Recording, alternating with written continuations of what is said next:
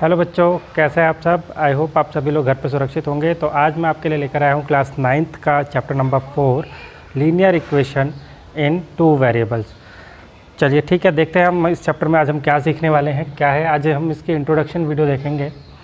Introduction हम जानते हैं इस चैप्टर में हमें क्या सीखना है। तो बच्चों, जैसा कि नाम है लीनियर इक्वेशन इन 2 वेरिएबल्स, तो नाम में जो वर्ड आ रहा है लाइन्स की इक्वेशन के बारे में हम पढ़ेंगे। लीनियर कहने का मतलब, लीनियर इक्वेशन कहने का मतलब लाइन्स की इक्वेशन हम पढ़ेंगे, जो कि आप देख रहे हैं यहाँ पर ग्राफ जो होता है, ग्राफ पेपर आपने देखा हुआ है ग्रीन कलर का, ब्लू कलर का, जिसमें बहुत सारी लाइनें बनी होती हैं। तो उस ग्राफ पेपर पर लाइन्स को प्लॉट करने का तरीका कैसा होता है वो हम इस चैप्टर में सीखेंगे।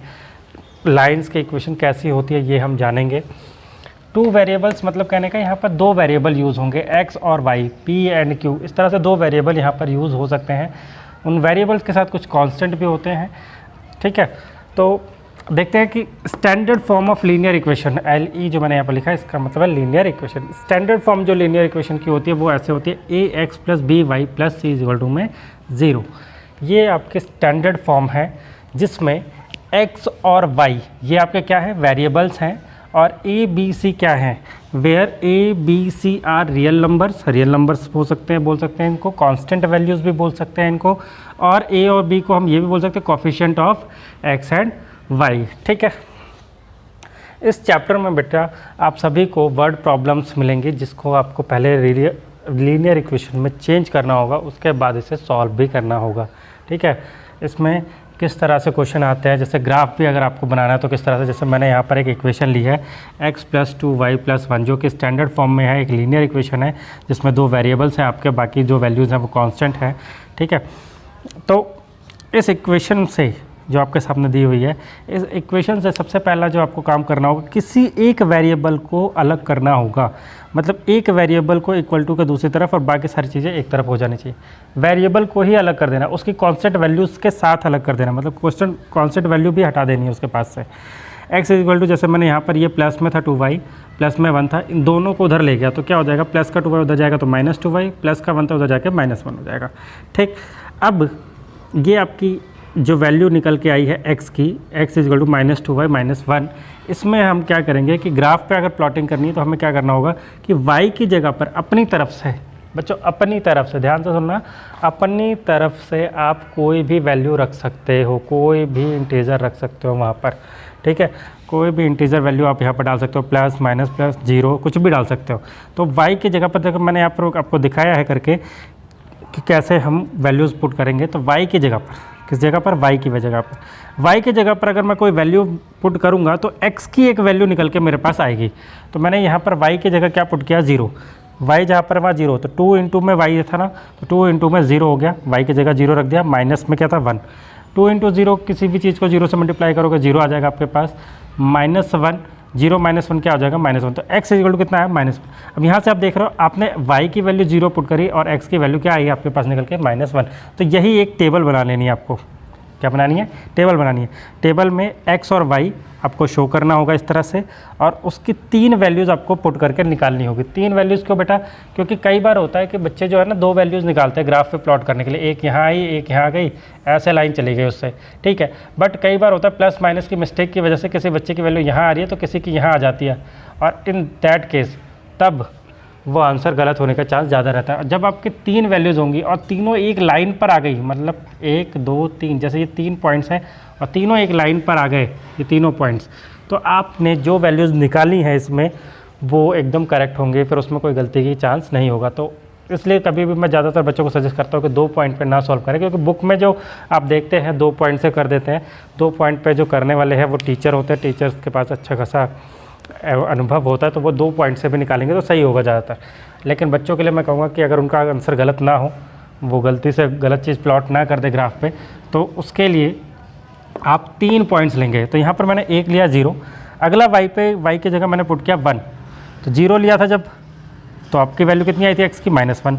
अब ऐसे y की जगह मैं 1 रख रहा हूँ, y की जगह 1 रखा, तो जहाँ पर y की वैल्यू 0 पुट करी थी वहीं पर आप क्या पुट होगी, 1। तो -2 इंटू 1, -2 और -1 था ही, तो -2 और -1 -3, तो x की वैल्यू कितनी आ गई, -3। y की वैल्यू आपने 1 पुट करी और x की वैल्यू कितनी आई, -3।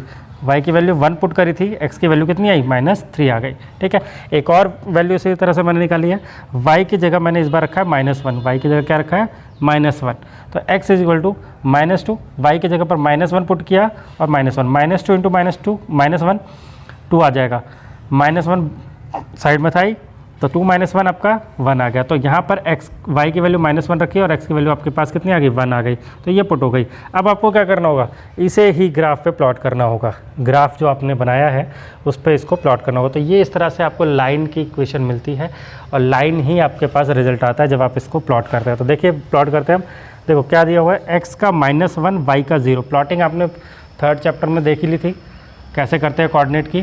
तो x का -1 y का 0, x का -1 यहाँ है, y का 0 यहीं हो जाएगा ये पॉइंट। ठीक, नेक्स्ट पॉइंट देखते हैं, x का -3 y का 1, x का -3 y का 1 कहाँ जाएगा बेटा, ऊपर जाएगा, ये इस तरह से यहाँ आ जाएगा इसके सामने, x 1 के सामने और 3 के सामने। ठीक, -3 के। नेक्स्ट x का 1 y का -1, x का 1 y का -1 यहाँ आ जाएगा। ठीक, तो अब आप देख रहे हैं ना बच्चा कि ये जो पॉइंट्स आपने देखे ये सारे जाके एक लाइन बना देंगे, अगर इनको आप ज्वाइन करेंगे तो एक लाइन आपको मिल जाती है।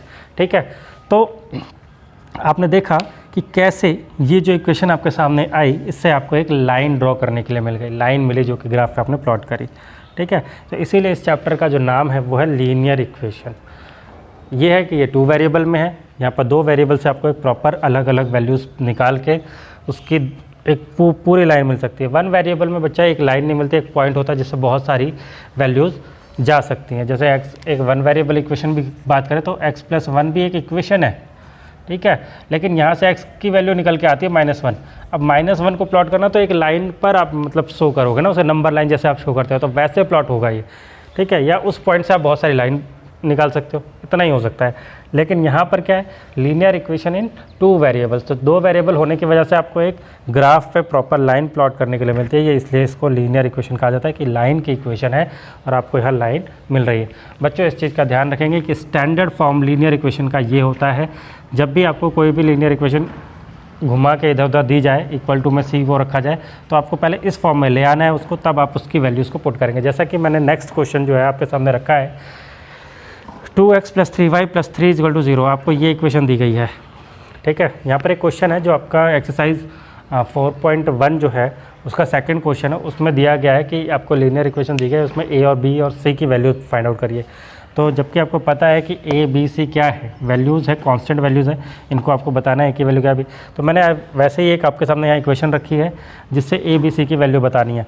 तो x y और ये तो कांस्टेंट नंबर है ही, तो x के साथ जो वैल्यू होगी वो क्या होगी, a होगी। अगर यहाँ कुछ नहीं होता तो 1 होता है ना, तो a की वैल्यू कितनी आ जाएगी 2, b की वैल्यू कितनी आ जाएगी यहाँ से 3, y के साथ क्या जुड़ा हुआ है 3, तो यहाँ पर b की वैल्यू क्या है 3। कुछ नहीं होता तो 1 लिखते, अगर y ही नहीं होता तो 0 लिख देते। ठीक है, 3 है। नेक्स्ट c जो है कांस्टेंट नंबर है तो 3 लिखा है तो c की वैल्यू 3 आ जाएगी। कुछ नहीं होता तो हम 0 लिख देते। ठीक है, ऐसे नेक्स्ट देखो 2x + 9y = मैं 4 दिया हुआ, यहाँ पर इक्वेशन चेंज है, क्या है, उस स्टैंडर्ड फॉर्म में नहीं है। तो आपको सबसे पहला काम क्या करना पड़ेगा, स्टैंडर्ड फॉर्म में लाना पड़ेगा।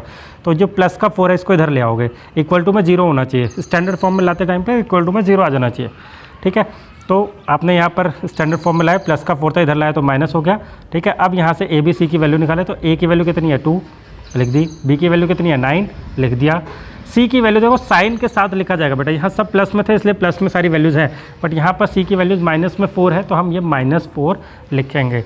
ठीक है, आई होप आपको समझ में आ रहा होगा कि ये किस तरह का क्वेश्चन है जिसमें आपसे a b c की नॉर्मल सिंपल सा बिल्कुल सिंपल a b c की वैल्यू पूछिए क्या होगी, और जबकि आपको दिख रहा है कि अगर इक्वेशन इस फॉर्म में है तो a b c की वैल्यू क्या होगी वो आप देख के इक्वेशन से बता दोगे। बस इस क्वेश्चन को पहले स्टैंडर्ड फॉर्म में लेकर आना होगा ताकि प्लस और माइनस साइन के मिस्टेक ना हो। ठीक है, तो बच्चों आपने सीखा कि हम ग्राफ कैसे प्लॉट करेंगे इसमें लीनियर इक्वेशन से, और क्या इसमें करना है हमें फर्स्ट एक्सरसाइज में, उसका एक क्वेश्चन मैंने आपके सामने करा है। और इसका जो फर्स्ट क्वेश्चन है उसमें क्या है कि आपको एक इक्वेशन ऐसी दी गई है कि जो नोटबुक की कॉस्ट है वो पेन की डबल है, नोटबुक की कॉस्ट है वो पेन की डबल है, तो आप इससे एक लीनियर इक्वेशन बनाइए। तो मैं यहाँ पर मिटा के इसको ज़रा करके दिखाता हूँ आपको क्या है। तो आप उसमें सिंपल सा है, पहले तो लेट कर लेंगे कि नोटबुक की कॉस्ट क्या है और पेन की कॉस्ट क्या है। Let the cost of notebook be x and cost of pen be, one notebook लिख देंगे, एक नोटबुक की और एक पेन की, one pen be y।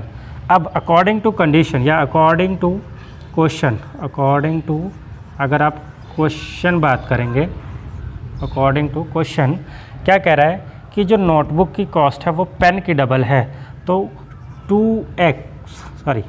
x is equal to 2y, मतलब इसका डबल कर दे तो इसके इक्वल होगा ना, फिर है ना। पेन का अगर डबल कर दे, मान लो कॉपी 20 रुपये की है और पेन 10 रुपये का है, तो 10 का डबल करूँ तो नोटबुक के इक्वल आएगा, है ना। तो x इक्वल टू कितना आ जाएगा 2y। अब इस 2y को आप इधर ले आएंगे तो आपके पास इक्वेशन आ जाएगी x minus 2y equal to 0। तो ये आपकी इक्वेशन तैयार हो गई। तो इस तरह से भी आप शो कर सकते हो, इस तरह से भी आप शो कर सकते हो।